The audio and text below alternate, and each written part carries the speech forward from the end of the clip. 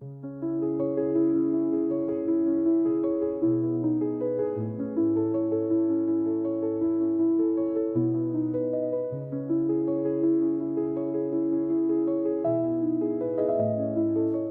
Carole. Salut Sybille.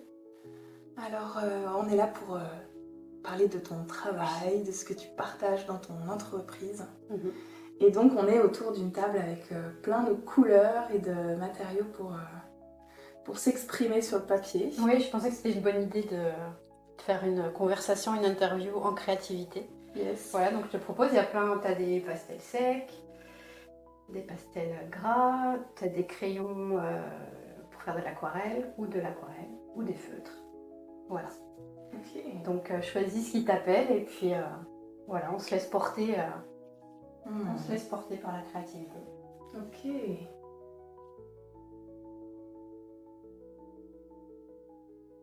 C'est ton médium principal en fait. Oui, c'est mon outil d'accompagnement principal. Moi, j'accompagne les femmes entrepreneuses qui ont souvent un mental très fort en fait, qui prend beaucoup de place. Et la créativité permet justement déjà d'être dans un état de relaxation, de détente, et pouf, on revient dans le corps. Donc ça permet vraiment de se poser et d'avoir accès à son intériorité, voilà, à sa guidance intérieure. Donc c'est un bel outil d'accompagnement.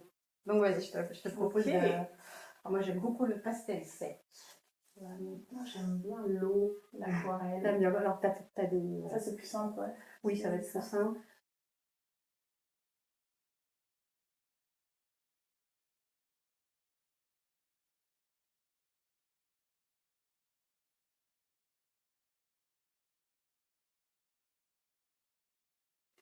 C'est une méditation en fait. Hein. Oui, c'est une méditation artistique. Tu te poses face à un espace de vide et tu vois ce qui jaillit, quoi.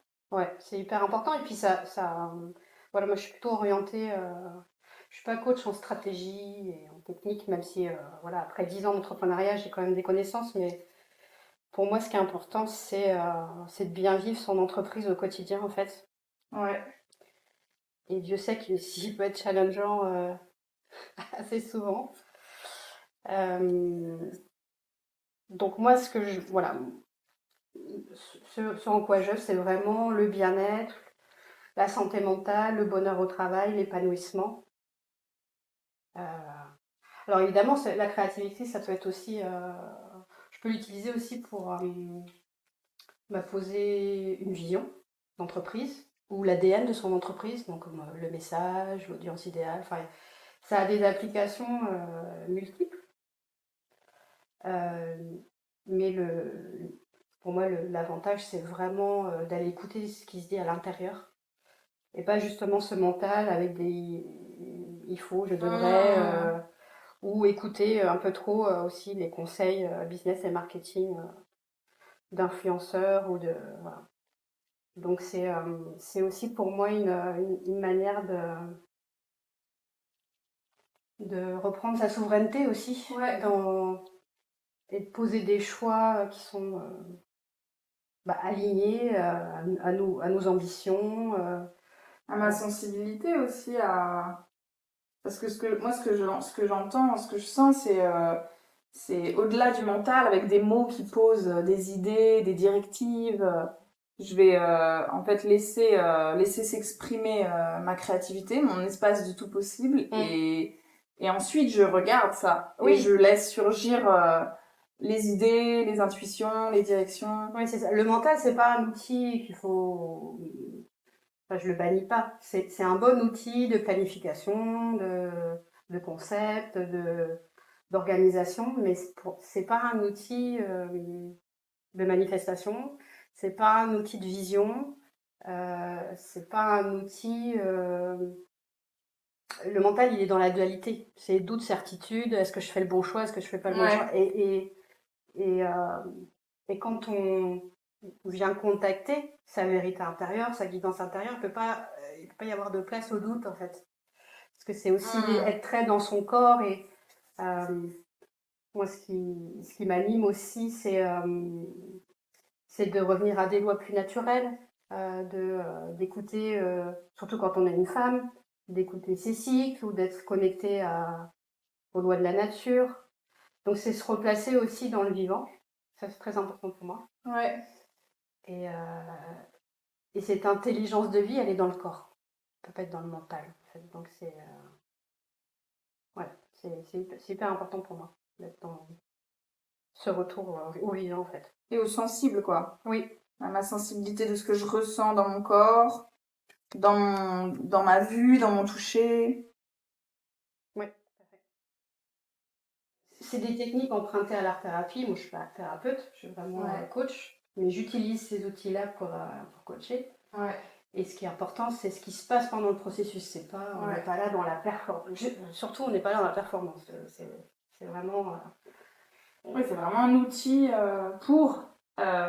au service de l'entreprise et de l'entrepreneuse, de son bien-être au quotidien, de sa relation. De l'alliance entre l'entreprise et la chef d'entreprise, de l'entrepreneuse. Et quand, moi, mes clients, c'est surtout des solo-entrepreneuses, donc elles ont toutes les casquettes. Ouais. Et quand on est seul aux commandes, l'entrepreneuse doit être bien dans son entreprise. Quand une entrepreneuse est bien, son entreprise va bien. Ouais. S'il y a un écroulement, s'il y a de l'épuisement chronique, du burn-out, des doutes permanents, ça devient très chaotique et volatile pour l'entreprise aussi, en fait. Ouais. Donc, c'est pour ça que j'ai envie de me positionner sur le bien-être de l'entrepreneuse, en fait. Il y a d'autres coachs qui s'occupent du bien-être de l'entreprise et c'est cool.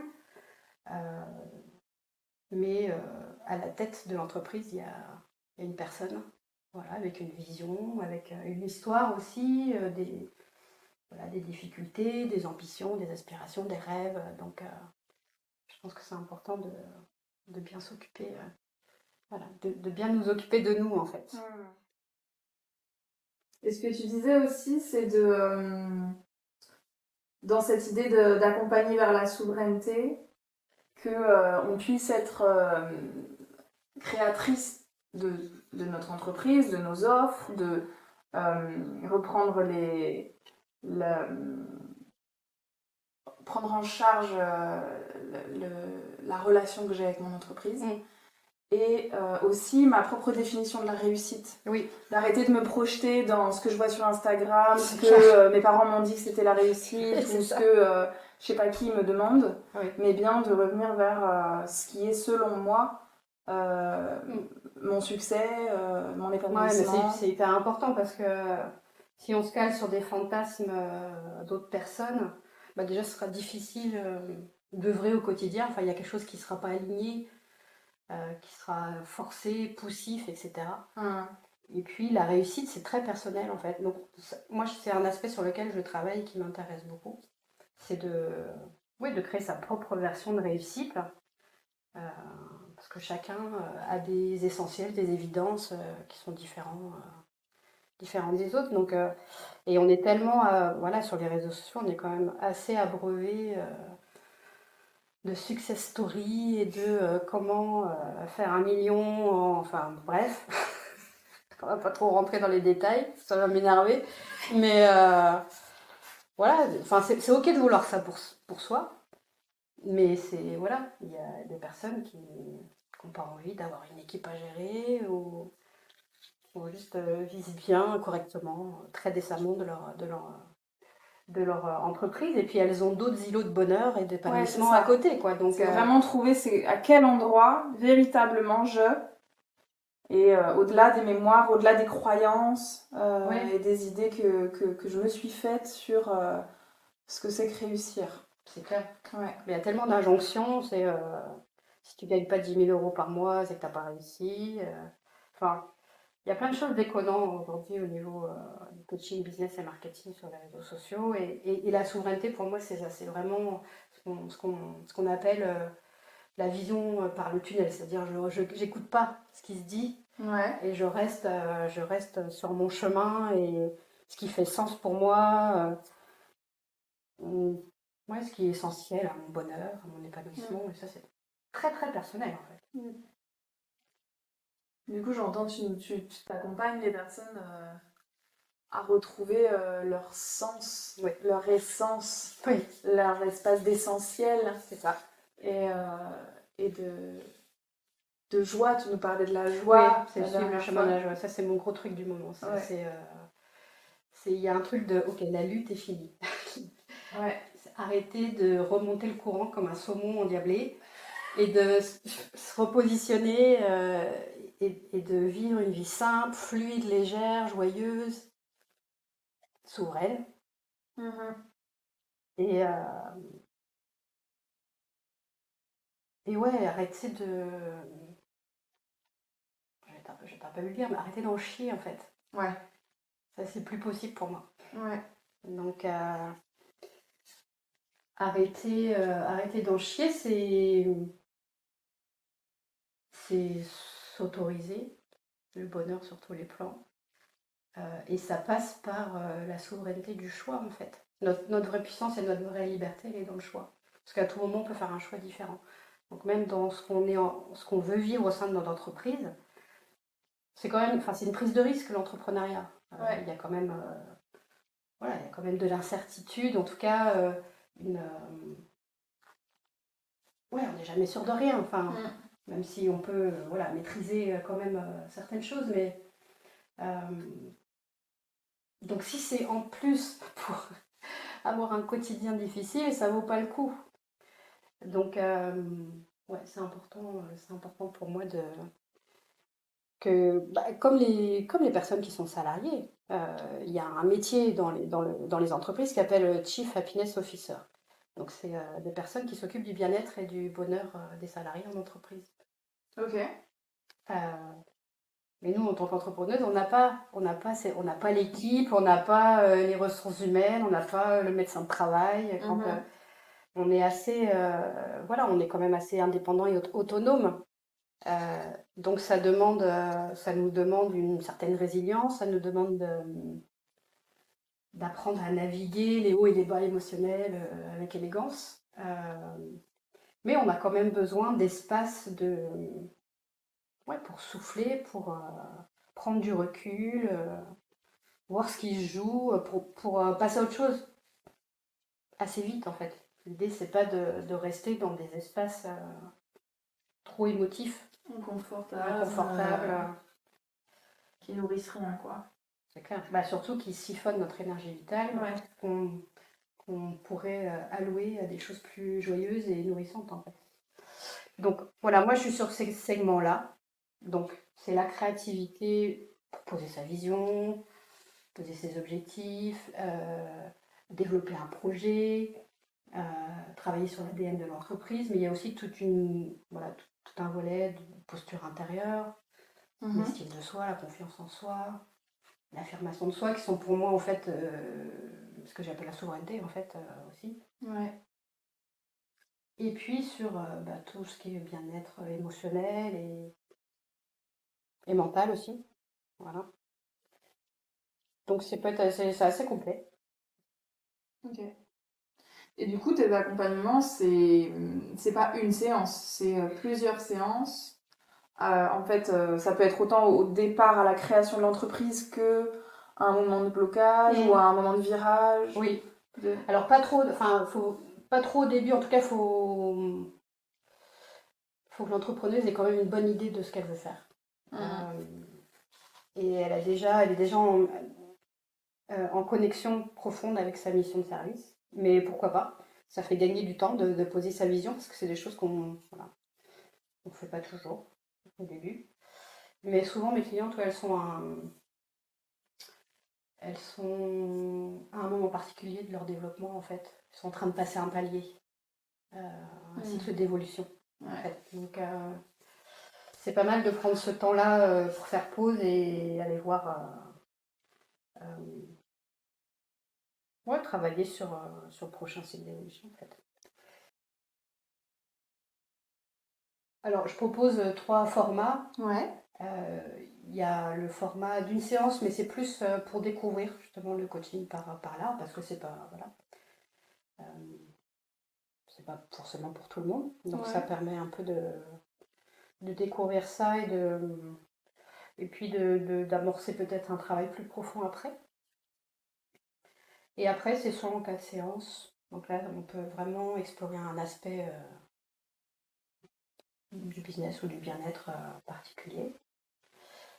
Et après, j'ai en 3 ou 6 mois avec cette séance. Et là, on peut regarder plusieurs aspects en même temps. Et voilà, c'est une vision à 360 degrés de l'entreprise en fait.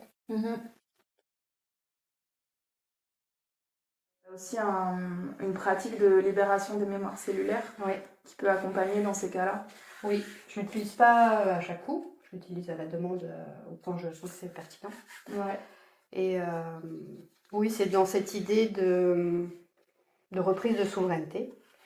Tout ce qui est croyance, conditionnement appris ou hérité de la famille ou du transgénérationnel, donc ça c'est plus inconscient. Tout ce qui est schéma de pensée qui sont en fait entravants pour nos aspirations personnelles et professionnelles. Donc comme le rôle d'une cellule, c'est de véhiculer de l'information, de la dupliquer, bah, ce qu'on vient faire, c'est de lui dire d'archiver cette croyance ou ce schéma de pensée qui est obsolète et qui est une ancienne version de nous-mêmes. Donc c'est une pratique à la fois douce mais puissante. Douce dans le sens où ça va, la libération, la décristallisation va se faire au travers de tremblements, de bâillements. Voilà, c'est très doux mais c'est efficace et puissant sur la durée. Ok. Et je les utilise pour des blocages à la créativité parce que c'est surtout au niveau du périnée que ça se joue, qui est en médecine chinoise, en tout cas énergétique, c'est l'apport des ancêtres, le périnée. Ouais, les mémoires. Ouais. Et c'est toutes les mémoires aussi. On est dans la matrice sacrée, donc tout ce qui est création. Donc je les utilise pour des blocages à la création, à la créativité, des problématiques de relation à l'argent et au plaisir. Tout ça, c'est les mêmes centres, hein, c'est le sacral en fait. Donc des problématiques d'estime de soi, de difficultés à l'expression aussi. Parce que moi, c'est plutôt dans cette optique-là que j'ai suivi la formation. C'est pas tellement dans l'intime de la femme, mais c'est vraiment... le sacral est très relié au chakra de la gorge. Le chakra de la gorge, c'est l'expression de sa vérité, et le sacral, c'est la créativité en action. Donc quand il y a des blocages à l'action, en fait, c'est à ce niveau-là qu'il faut aller chercher ce qui bloque, en fait. Ouais, magnifique, hein. Tu accompagnes l'entrepreneuriat, l'entrepreneuse, l'entreprise. Les créatrices que nous sommes, créatrices, en fait. Mais c'est ça. Tout part de là, en fait. C'est retrouver ce pouvoir de création, de manifestation.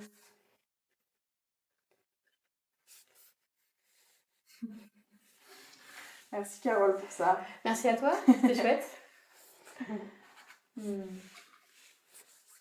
On retrouve toutes tes infos sur ton site internet. Oui. Il y a des paillettes là-bas, là. Oui. Mettre des paillettes dans sa vie. On met des paillettes dans sa vie.